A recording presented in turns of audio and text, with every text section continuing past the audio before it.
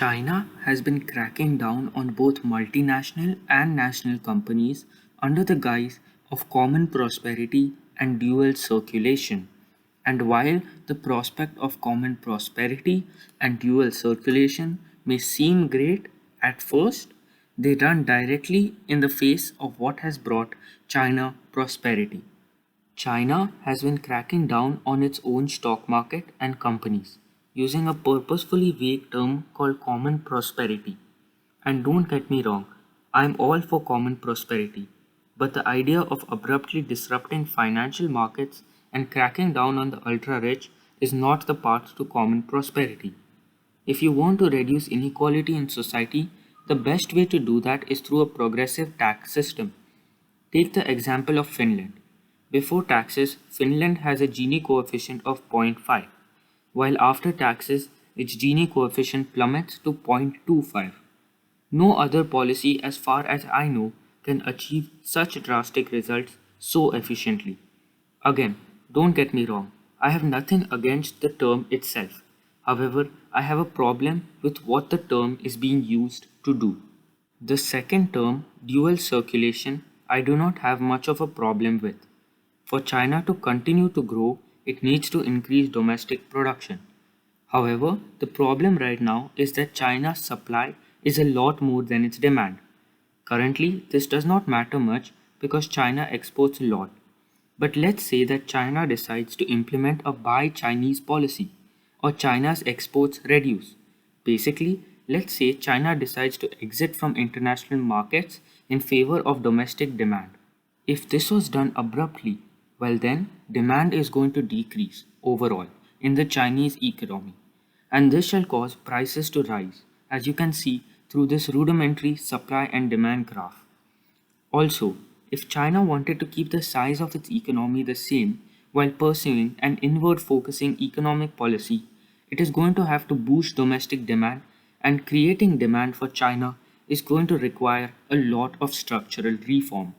First of all, the Chinese people have horrible investment options that ultimately reduce aggregate demand. Let me explain. The Chinese currently cannot invest in their stock market as it is highly volatile. They keep on investing all of their money into the real estate market, and real estate is not really the most liquid form of savings. The Chinese also save a lot of their money. They save a whopping 45% of their income. Also, almost 75% of household wealth in China is stuck in real estate. This is all well and good when demand comes from outside your economy, and therefore supply does not really depend on domestic demand. However, when you want to shift to domestic production, that savings rate has to go drastically down. This is going to require significant structural reform, and therefore requires an entire video to itself. So subscribe if you want to see that. I also want to take some time to discuss the Evergrande issue that China is facing. I don't have time to go too in depth and look at what caused this crisis. So a video shall show up on the right hand side by TLDR where they do that. But basically, Evergrande is a housing firm in China that is in a lot of debt.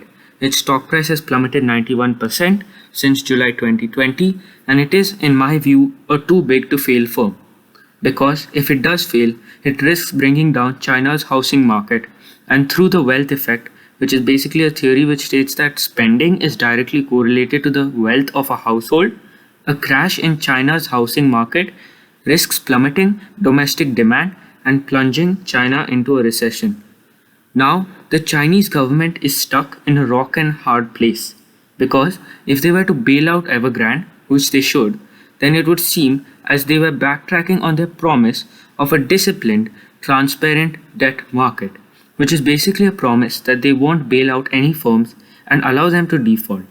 And this is only possible if there are no firms that are too big to fail. However, reality on the ground is quite different. China has dozens of firms in the financial and housing sector that are too big to fail. And if China fails to bail out Evergrande, it risks becoming China's Lehman Brothers. China is also becoming a more hostile place towards foreign investment, and in a sense, the allure to investing in China is fading. This can be seen through through many textile firms shifting away from China and towards Bangladesh and Vietnam. It can also be seen through US firms and banks being more wary of investing in China. And boom, you just fell for the common strawman. In reality, foreign direct investment into China is going to hit an all-time high, and its GDP growth is probably going to be in the 6 to 10% range, and China's short-term prospects look great. However, this does not mean that China is guaranteed to do well in the future. Since 2008, China's GDP growth has been on decline year on year, and this shows no sign of stopping. It is my belief that this is because the era of globalization is coming to an end, and this spells trouble for the Chinese economy. Because for the past 40 years, its economy has been heavily linked into global supply chains and markets. I also want to highlight the importance of foreign direct investment and capital flow to the Chinese economy.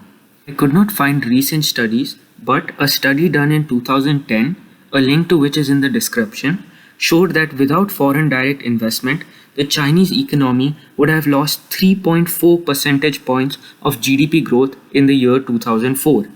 That is almost 34% of GDP growth that originated from foreign investment and foreign capital. Foreign investment and foreign run businesses also derive most of their growth from innovation and labor increases, while domestic companies saw their growth coming mainly from capital stock. The paper also goes on to state, and I quote, whether rapid growth will continue into the future depends on both continued growth in inward FDI and access to international export markets abroad.